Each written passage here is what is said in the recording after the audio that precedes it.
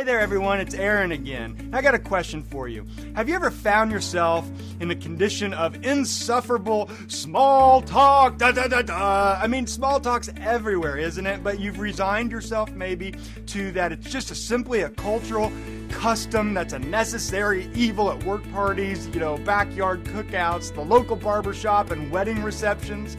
What I've found is most people, they all want to avoid small talk, but everybody's participating in this cultural game. And, people ask, well, Aaron, what else is there besides small talk? Am I supposed to be quiet? I mean, Aaron, isn't that awkward to do? Or worse yet, talk about politics to everybody?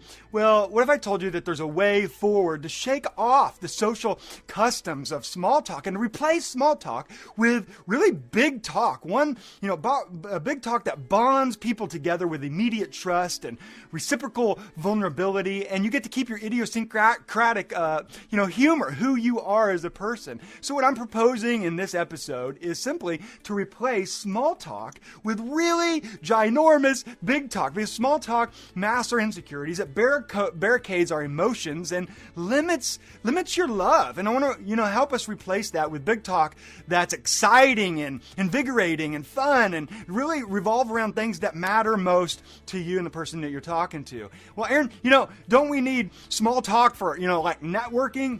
It's just it feels so dehumanizing to say we need small talk to network. I mean, when did it become okay to leverage human beings to meet our own ends? Human beings are not a means to an end. And I'm not saying we just need to jettison or replace networking altogether or social events. No, I'm not saying that at all. But rather to replace small talk with really big talk, where we bring in profound respect for one another, where we share best practices, where there's this reciprocating empathy and understanding about one another, where trust and respect and abundance and friendship flows back and forth to one another. And I hear, Aaron, but isn't small talk necessary just to get, to the big talk?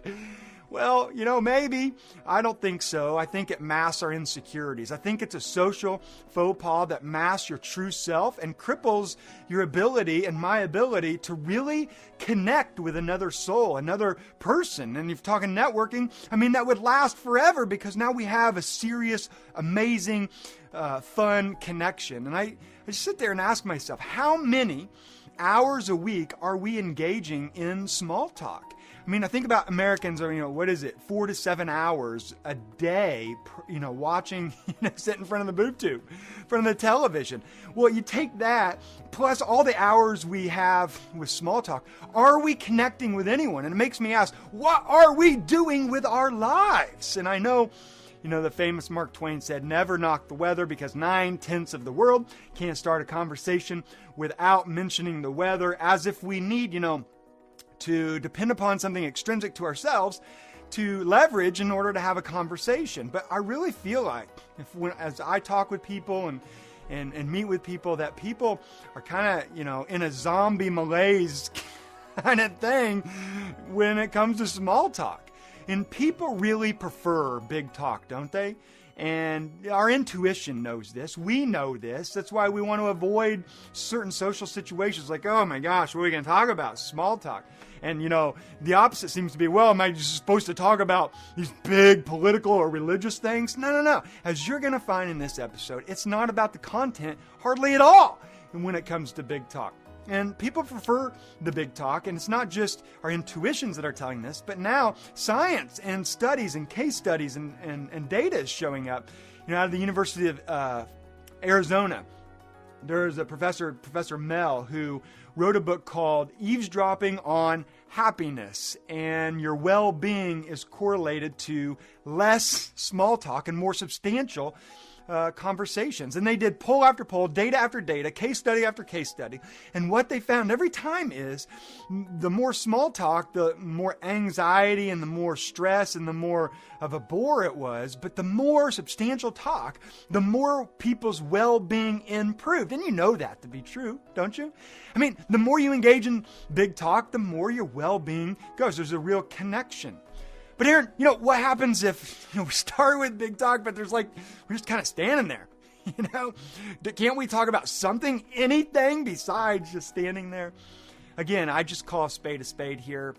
The small talk, I really believe, exists to protect our own secrets, to promote ourselves, to suppress our insecurities, and to lock down our vulnerabilities way down in the recesses of our soul. And I just don't think that small talk is helping you. And you say, Aaron, you're getting awfully serious about this stuff. It's not that I'm serious about it, except it's your life. And you don't want to waste your life. And nobody else is liking this whole thing, small talk, for the most part, or maybe for the whole part. People are kind of tired of it. So what people really want is more of you. And you think, no. I mean, conversely, you're like, that's what I'm trying to hide. But people want more of you, like the real you, the raw you, the vulnerabilities, the insecurities, the joys, the hopes, the dreams. People want to connect. We are social people. Humanity is social creatures. In fact, connecting is not just about talking. It's like hardly talking at all. And we have somehow assumed that connecting with one another comes through our talking, but talking is simply usually a way to protect our own insecurities and protect our secrets and so on and so forth. But a professor emeritus at UCLA came up with this percentage-based thing about communication and connection, and it was the 7%, 38%, 55% rule. And it said only 7% of your connection or communication when it comes to your feelings and your dreams and your thoughts is based on words. On only 7%. 55% is your body language. Are you looking bored? Are you sad? Are you happy? What does your face look like? What are your gestures? What are your mannerisms? I know one person who hardly says anything to anyone. And you think, man, that's crazy. That's weird. That's eccentric. But here's what's so powerful about it. She is in this room, and people will come into this room, and she'll just look at him, and they can feel what? Her energy. They can see that her eyes are connecting with their heart. And after a little while, they will just kind of start crying, either with joy or happiness or sadness, or they'll open up or they'll talk. And at the end of the day, they all hug her and they feel super connected. I mean, that's big talk, even without saying one word. That's what big talk is. So here's what I'm referring to when it comes to big talk. As an acronym is BIG. And the B is build rapport as quickly as you can, as quickly as possible. When you walk into a social setting, immediately try to build rapport, because rapport simply means you're building a bond with somebody. And isn't that wouldn't that be nice? Build a bond with someone. Just think if you build a bond with one person in every social setting that you ever go to from now on, what kind of network would you have? What kind of friendships would you have? What kind of pals would you have? What kind of connections how much joy and love, and the more friendships you have, the more vitality and love for life that you have, that we're learning more and more from philosophy and psychology. And one of the ways that you can connect with somebody, build rapport, and establish this bond is this. There's multiple ways, but here's the first one. Find, you too moments where you're in a conversation and it's like, have you ever been in this? It's like, you too? I thought I was the only one. Really? You too? No way. Look, hey honey, look at this. This guy did this too. It's that magical moment of the you too moment where you have something in common and there's an energy, a spark, an aliveness, a connection. That's where your friendships begins and starts getting traction. So here's your aim. As soon as you walk into a room, just say, okay, where can I find an you too kind of moment? And just look for people and do that. It's natural for you to have rapport and to build bond with some people, particular people like your friends and people who are like you. But if we just limit our world to those who are like us and our current friendships, we limit our riches, we limit our friendships, we limit our love, we limit our joy, we limit our abundance, we limit our entire world. So what do you do when you run into people who are not like you?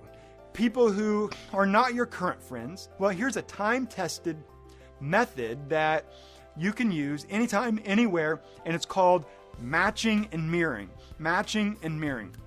Remember, 7% of your bonding your bonding is only 7% words with another person. So that leaves a whopping 93% to connect in different ways, like your mannerisms, your gestures, your tonality, and various different things, And it's kind of like you have a mouth and a tongue to connect with your words. Well, you also have a central nervous system to rapidly connect through matching and mirroring. And this is a surefire way to connect with just about anybody on the planet, even those you think there's no way I could connect with that person. If you use matching and mirroring, it's simply leveraging your central nervous system to get those two things in sync. It's why you see at restaurants sometimes, old couples, they're over there and they've been together for a long time and they're talking with the same tone. And it has the same energy. Oh, honey, would you pass that? Yes, here you go. Or someone else is excited, the old couple's like, hey, give me the salt. Yeah, I'll give you the salt. I mean, they mirror one another. They match one another. Many times they even have the same dinner plate, don't they? They're constantly matching and mirroring one another. And that's why, it's called mirror neurons. So you look at people and when somebody yawns, what do? You yawn because there's mirror neurons going on in your brain. And it explains why you sometimes say, you know what, I kind of like that person. Because they share characteristics that you have. They're carrying the same kind of energy, the same kind of mannerisms. Your subconscious is working. And what's really exciting about this is that rapport can happen fast. It doesn't take long at all, and it leads to opening up. It leads to vulnerability and connection. And when you're in rapport with somebody, you not only become like each other, but you begin liking each other. And that's the whole point, isn't it? Why we go into all these social settings? Well, we just need to connect. And we just move on. We never develop any real connection. And this is a way that you can do that. So you'll begin to like each other. You'll also become kind of like each other. And here's some very practical strategies to do just that. A big strategy is this. Always try to match the energy of the person that you're talking to or listening to. So if somebody comes up to you and they're in a quiet tone and they say, hi, how are you? We match it. You just say, I'm good. How are you doing? Even if you're an exciting, vivacious type of energy normally, just say, yes, I'm doing well. It's a lovely party tonight, isn't it? Have a little bit of fun with it. Not disingenuous. You're simply trying to get your nervous systems in sync with one another to eventually I kind of like this person. If their shoulders are up, you put your shoulders up. If they cross their legs, cross your legs. If they speak with enthusiasm and they come in, hey, dude, what's up? You go, hey, I'm good. How you doing, dude? And they'll think, you're thinking, well, if I do that, if I match and mirror them, what will that person think about me? Will they think, total creep? No, they won't. What they'll think is, there's something I like about that guy or something I like about that gal. And there's a bunch of different ways you can match energy. There's different examples like, what words are they using? Listen for their words. If they say, this party's amazing, or that team is amazing, and they just keep using the word amazing, just start using the word amazing. Say, I just think that grass over there is amazing. See how it's turning green in the spring? And the job that person did on that project is totally amazing. And all of a sudden you're mirroring their words, and they're going to be like, that person gets me. Or what's their posture? Is their posture full of energy? Are they excited? Are they fun? Are they more relaxed and chill? What's up, dude? And you say, yeah, I'm good. What's up with you, dude? And then space. Space is where, are they all up in your grill? Hey, man. They just got to get right there to feel connected to you. Or they want to be at a distance. And that's why if you're the person who gets up and grills, sometimes people are backing up. Well, instead of taking over that way, we just say, okay, where are they in their space? And if you don't like it when people are up in your grill, get the heck out of that conversation, because you won't build rapport with them if you keep trying to back up. They'll think, what's off with this person? Or check out their tonality. Or here's a great one. What's their breathing like? Are they calm? Are they not breathing, which indicates they're stressed and tense and anxious about something? If you can match their breathing, just kind of watch how they're breathing. This is so amazing. You will feel what they're feeling. You want to feel what somebody else is feeling in the room? Mirror their breathing. Or What's their pace? How they're talking? Are they talking really fast? Say, hey, somebody get the pizza order, and we need to get the drinks out. We need the plates and the napkins and the spoons and the forks. We need to make sure that person's taken care of. We need to make sure the bathrooms are, just start matching it, not in a crazy way, but just, just pick up your pace just a little bit, at a time, and all of a sudden you're matching. You're like, I really like this dude. Or if it's slow, welcome to my home. I'm really glad to be here. Just kind of slow it down a little bit. And you're like, Aaron, that's not me. Shouldn't I just be me? Yes, but here's the deal. If you can build rapport, every conversation that you have will feel big. So, people always say, well, I shouldn't invest, do small talk, big talk. What does that even mean? Big talk's all about politics and religion. That's going to freak people out. Listen, big talk isn't even about the content.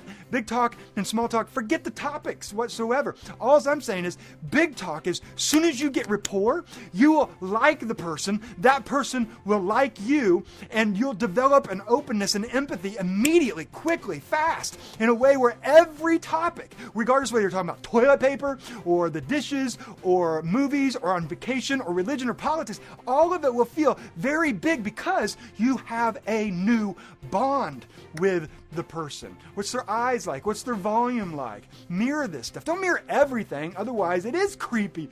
But, rapport builds that bond, and you can now be empowered to do just that. That's the first thing you do, is build rapport as quickly as you can in whatever room that you find yourself in. That is if you want to avoid small talk and get into big talk. The second thing you do is the I, which is either important or interesting. Use either one.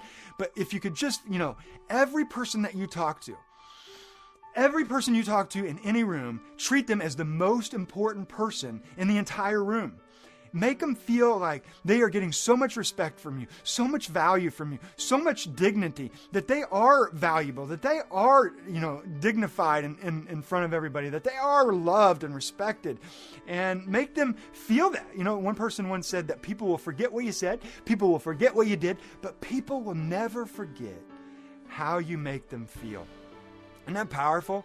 So here's a powerful way, an empowering way to do just that, to make them feel super important on top of the world, and that is this: learn to listen and listen to learn. Learn to listen beyond the words and listen to learn about them. When you learn to listen, you're treating them as important. When you listen to learn, you're going to find them to be interesting.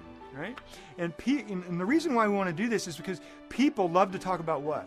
People love to talk about themselves. And I don't think true connection comes at the cost of you never talking, you never sharing, you never opening up, and just always listening to that person. In fact, I think that's kind of manipulative and maybe even condescending, definitely more for a counseling, situated for a counseling session.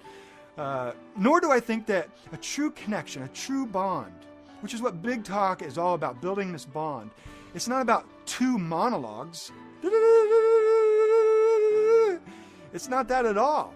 And it's definitely not two monologues that end up in some kind of game that's one-upsmanship. Hey, yeah, I'm going on this Disney cruise, and we're going to go here, we're going to go to Alaska, and we're going to go to Hawaii. Cool, that's amazing. Well, we're going to go to Alaska, and we're going to go to Hawaii, and we're going to go to 770,000 Disney cruises in the next 3 years. And we're going to have lunch and breakfast and dinner with the resurrected Walt Disney himself. I mean, isn't that amazing? Why do we have to keep upping people in our stories? The art of conversation, the art of connecting with people, is not about conquering the person that we're talking to with this one-upsmanship in our stories, but it's rather about uplifting one another, encouraging one another with this reciprocating empathy, like, oh, that's amazing. Tell me more about that. Help me understand. I'm really interested in what you chose there. Tell me what makes you choose that. I'm not you. And to understand people. What's it like to walk in their shoes? And then what's it like to walk in your shoes? To feel really fulfilled with one another. Instead of just trying to connect words, this connects worlds. Now, if you're going to err on one or the other, like listening or talking, always err on the side of listening, because people love to talk about themselves. And do so with open-ended questions rather than yes-no questions that are dead ends. Like, so, did you like the meal? Yes. Did you like the color blue? No. It's like, where do we go from here? So use open-ended questions. Some examples might be, hey there, you look like a fascinating person. And I'm just curious, what's it like to be you? I mean, you look totally fascinating.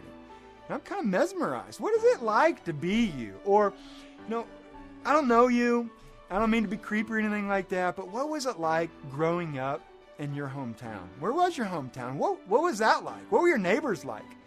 And just, get people talking. And now I'm curious. I'm like, what's it like to be in that town? Or if you were to have dinner with anybody, past or present, who would you choose to have dinner with? It's a great pickup line, by the way, maybe. But Aaron, what if I'm trapped like with a total bore at a party and I just want out of there and this is so boring? Here's a secret. Find something to be interested in. Because when you put yourself in a state of being interested, guess what that makes the person you're talking to? Drum roll, please. That makes them interesting. Whenever you're in a state of being interested, no matter who you're talking to, will become interesting. So think about their tone, their pitch. Why are they up? Why are they down? Why are they talking like this? And why aren't they excited about anything? What's going on in their background? Or are they talking a mile a minute? Are they trying to protect something? Or trying to, what is it about this person that makes them wear those clothes? What is it about this person that made them drive that car? What is the person about? Do they have a passion? Do they have a pulse? Look beyond their words and look into their heart. Look into their soul. Look into their eyes without freaking them out. What's their family background? What was it like for them to have that family? What was it like for them to grow up there? What was it like for them as a kid? And above all else, be pleased with the person without judgment. Don't hold any judgment. Just totally be pleased with the person, and they'll feel very important that way. People don't want our opinions or knowledge or any of that so much as they want people just to be pleased with them without judgment. That's really what a lot of people, maybe everybody, wants to some degree. So a secret is just walk in a room, bring a full heart that's interested in other people, wish them the best, assume the best, demonstrate the best to them, demonstrate that you admire them, demonstrate that you appreciate them. Because look, when people feel appreciated, they will appreciate you. When people feel like you think they're important, they will think that you're important. When people leave the party or social setting feeling, that you're pleased with them, they will be what? Pleased with you. If you're interested in them, they'll be totally interested in you. Dale Carnegie, nailed it when he said the secret to be interesting is to be interested. One of the greatest gifts that you can give somebody is the purity of your attention, to be fully present. I mean, have you ever seen somebody in a room, two people, and they're fully present with one another? Nothing is as precious as that. People just, soak that up because they want to feel cared about, and to give them the purity of your attention without any sort of judgment is a special thing that you can give people. And so for me, I approach every single conversation where people have a sign around their neck that says, "Will you please see me? I'm important." You know what? Because everybody is important. And so that's the I. You got the B, you got the I. If you put the B into your conversation, it is to get big. You become big talk. If you put the I in there as well, to get even bigger. If you put the G in there, watch out, because it is enormous big talk. And people will walk away thinking, who is that person that I just had that conversation with? They feel loved and special and energized. They want to work with you. They want to talk with you. They want to be around you. They'll talk to their spouse about you. And so it gets even bigger. And here it is. It's gratitude and or growth. Both, you could use either one, gratitude and or growth, because gratitude, placing your conversation, placing your talking in a state of gratitude expands the positive emotional bandwidth. And people just love hanging out with other people who have attitudes of gratitude. And worry and fear and doubt they can't coexist in a state of gratitude. So people love being around people who are grateful people. And so, they not only have the conversation in a state of gratitude, now they associate you with those positive feelings. Why do I feel so good? And now your image comes to mind. And when they think of you, they feel good. So one of the things that you can do is always leave the conversation making people feel better about themselves. Mainly because you know what? You were there and you brought out their brilliance. It's not because of you, but you helped bring out their brilliance in them. And, Dr. Emmons from the University of California wrote this book about the science of gratitude and how it increases and improves your happiness levels. And in that book, he said it energizes conversations, it energizes people, it elevates the conversation, it inspires the conversation. And people are moved and they begin to open up when you just say, you know what? Hey, I'm grateful for you. Hey, what are you grateful about? And the neurotransmitters are released, dopamine and serotonin and so on. And you just feel a whole lot better. So you can use gratitude. Elevate the talk to a big talk, replace a small talk, or you could use growth. I think of growth questions. How many times can you be asked, so what do you do for a living? It's just like, hello. Instead of saying, like, what's up, you could say, hey, what are you excited about? What are you excited about? Or what could you be excited about? Or what were you excited about, this year? Instead of saying, how are you doing? You could say, hey, what's your story? I'd love to get to know what your story is. Tell me a little bit about your story. Instead of saying, hey, what do you do? Maybe you could ask, hey, what inspires you? What really gets your pulse going? Instead of asking, how's school going these days? You could say, hey, remember the ice cream truck? You're like, Aaron, the ice cream truck? Yeah. People love it when you're just real with them and you throw a question out of left field and say, the ice cream truck, what kind of ice cream did you used to get? And they're like, what are you talking about? You just talk about ice cream for a while. And that is big talk because they're in a state of gratitude and appreciation. You brought a question out of left field. Or instead of saying, how's your day?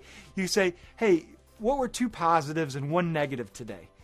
Or 1 negative and 2 positives. So they end on the positives. Instead of, saying, man, this is some kind of weather out there. Say, tell me about your bucket list. And let people talk about what they're excited about, what they're enthusiastic about, how they want to grow in life. So that's the challenge for this episode for you today is put the B and the I and the G in your talk. And when you do that, you will have just replaced small talk with great big talk that bonds you with people, that creates friendships, that forges things that really matter to you in life, that inspires everybody around you. You got one life. Inspire some people. And you might even look forward to those backyard parties and wedding receptions and going to the local barber shop and, just enjoying social settings far more often if you can use some of those questions and put the BIG back in there. The problem with small talk is inherent in the phrase itself. It keeps us small, keeps us playing small, keeps us thinking small, and it treats other people in small ways, and it assumes that connecting and bonding with people happens mainly through talking, and we've seen that that's just not the case. Small talk keeps barriers up, and the challenge for you and I today is to knock down those barriers, to replace small talk with great big talk, and begin to connect with one another in loving, inspiring, and meaningful in ways that just make your pulse go and get your passion up, and just love each other. Where's more of that? Look, I hope this serves you today. Until then, go out there and continue to believe in yourself, continue to love everybody around you, and continue to live with purpose and passion.